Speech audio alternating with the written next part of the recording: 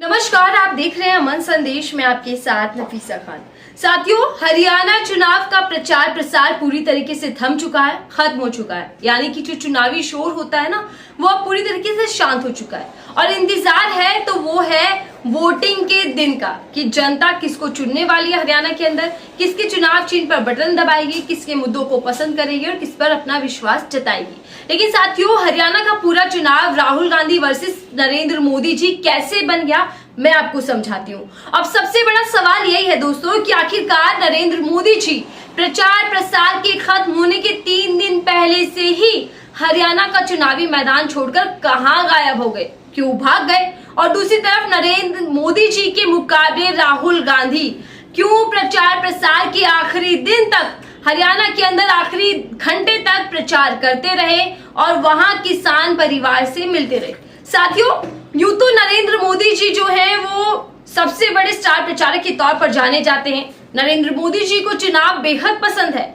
चुनावी रैलियां करना, रोड शो करना, वाहवाही पाना, मोदी है तो मुमकिन जैसे नारों को सुनना बड़ा पसंद है। लेकिन मोदी जी इस चुनावों से इतना ज्यादा गायब क्यों गए? जहां एक तरफ ये माना जाता है कि चुनाव मतलब मोदी, मोदी मतलब चुनाव, यानी कि चुनाव मोदी जी की जान है, एनर्जी है मोदी जी के लिए।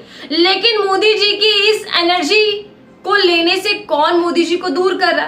क्यों इस चुनावों से मोदी जी को इतना दूर रखा गया कि ना तो चुनावी प्रचार में कोई ज्यादा एक्टिव दिखाई दिए और ना ही वहां आखिरी दौर तक डटे दिखाई दिए। साथियों, शुरुआत सबसे पहले राहुल गांधी से करती हूँ।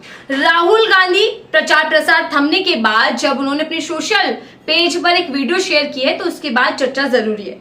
राहुल गांधी किसान परिवार से मुलाकात के लिए उनके घर पर पहुंचे, उनके यहाँ पर खाना भी खाते दिख रहे हैं। ये जो वीडियो आपको इस वक्त स्क्रीन पर दिख रही होगी उसमें देखिए कि कैसे राहुल गांधी जो है वो महिलाओं के साथ चर्चा कर रहे हैं। अपनी मन की बात नहीं बल्कि महिलाओं की मन की बात सुन रहे हैं। वो पूछ रहे हैं महिलाओं से कि आप लोगों के हरियाणा के मुद्दे क्या हैं, आप क्या चाहती हैं, हरियाणा किस तरीके से आगे बढ़े, क्या कमियां हैं और क्या सुधार की जरूरत है।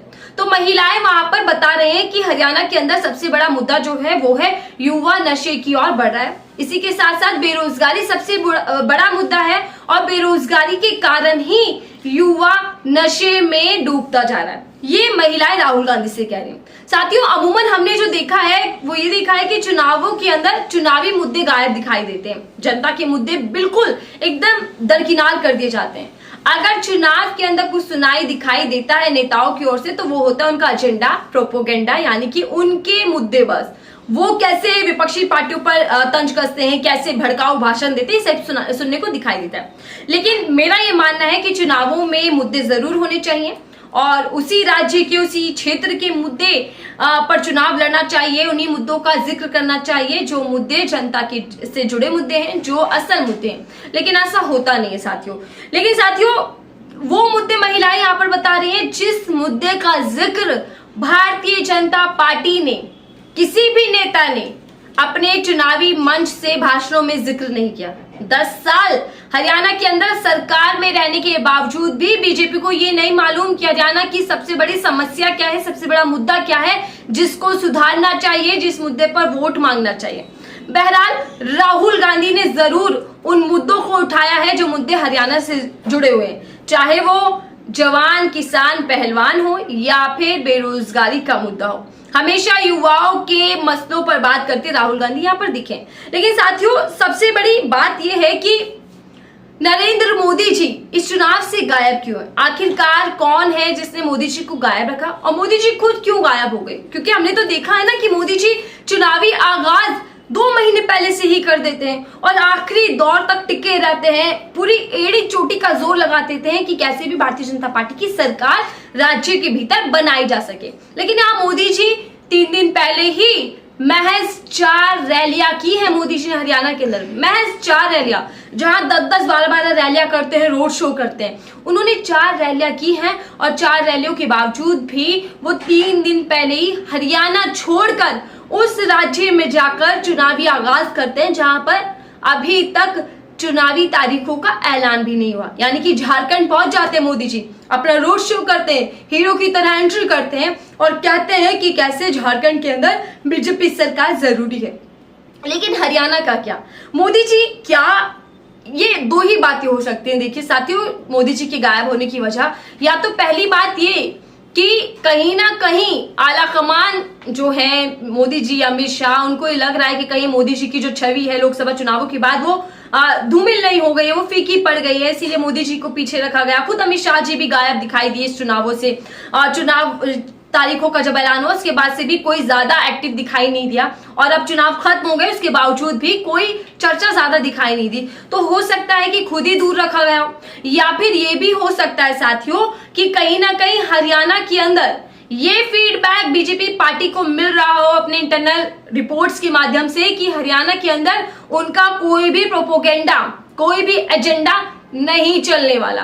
यानी कि हरियाणा की जनता ने ये फैसला कर लिया है कि इस बार बीजेपी को हरियाणा से बाहर कर देंगे। इतनी ज्यादा नाराजगी हरियाणा के अंदर है, ये तो खैर खुले तौर पर हमें दिखाई दे रहा है कि कैसे हरियाणा वासी साफ कह रहे हैं, और बीजेपी के नेताओं को, उम्मीदवारों को घुसने तक नहीं दे रहे थे।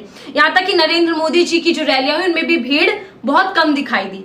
तो ये वजह हो सकती है कि मोदी जी को दूर रखा जा रहा। और एक और वजह ये भी हो सकती है साथियों कि हरियाणा बीजेपी हारने जा रही है, लगभग तय है, जो अभी तक हम माहौल देख पा रहे हैं, लहर देख पा रहे हैं। तो इस हार का ठीटरा जो है, इस हार का सहरा जो है, वो मोदी जी के चेहरे पर ना बंधे, मोदी जी को दोष ना दिया जाए। मोदी जी की छवि बचाने के लिए, मोदी जी की जो फेस वैल्यू उसको थोड़ा सा बरकरार रखने के लिए हो सकता है बीजेपी ने एक रणनीति बनाई हो, और इसीलिए मोदी जी को इन पूरे चुनावों से हरियाणा से दूर रखा गया हो, ताकि अगर बीजेपी हार जाती है तो उसका दोष जो है, उसका जिम्मेदार जो है किसी अन्य नेता को बना दिया जाए। ये सबसे बड़ी वजह है। लेकिन साथियों राहुल गांधी जिस तरीके से आम जनता से मिलते हैं, अलग अलग खेमे में जाकर अलग अलग लोगों से, चाहे वो कोई भी वर्ग हो, कूली हो, मजदूर हो या फिर किसान परिवार ही क्यों ना हो, चुनावी दौरान जो हम वीडियो आपको हमने दिखाई, जब राहुल गांधी मिलते हैं तो जो कनेक्टिविटी वो लोगों से बनाते हैं, जो एक्टिविटी उनकी पब्लिक एक्टिविटी होती है, उसको लेकर आपकी राय क्या है? क्या ये बहुत अच्छी राजनीति है? इस तरीके की राजनीति होनी चाहिए? और क्या राहुल गांधी की ये नई राजनीति जो है देश पसंद कर रहा है, जनता पसंद कर रही है, और इसीलिए लगातार राहुल गांधी का जो ग्राफ है वो बढ़ता जा रहा है। और हरियाणा के अंदर भी क्या राहुल गांधी की लहर ही दिखाई और सुनाई दे रही। साथियों आपकी राय क्या, हमें बताइएगा कि आखिरकार हरियाणा का चुनाव मोदी वर्सेस राहुल जो बन चुका है, उसमें कौन एक दूसरे को मात देता दिखाई दे रहा है, कौन किस पर भारी पड़ रहा है, और क्या हरियाणा में अगर बीजेपी हारती है तो वो हार पीएम मोदी की होगी और राहुल गांधी की जीत होगी, या फिर इसका जो असर पड़ेगा, इस हार जीत का जो हरियाणा तय करने वाला है, इसका सीधा असर बाकी राज्यों की राजनीति में भी पड़ने जा रहा है, और इस चुनावी राज्यों के नतीजे ही आगे की राजनीति की जो दशा और दिशा है वो तय करने वाला है। आपकी राय क्या, साझा कीजिएगा, फिलहाल के लिए दीजिए।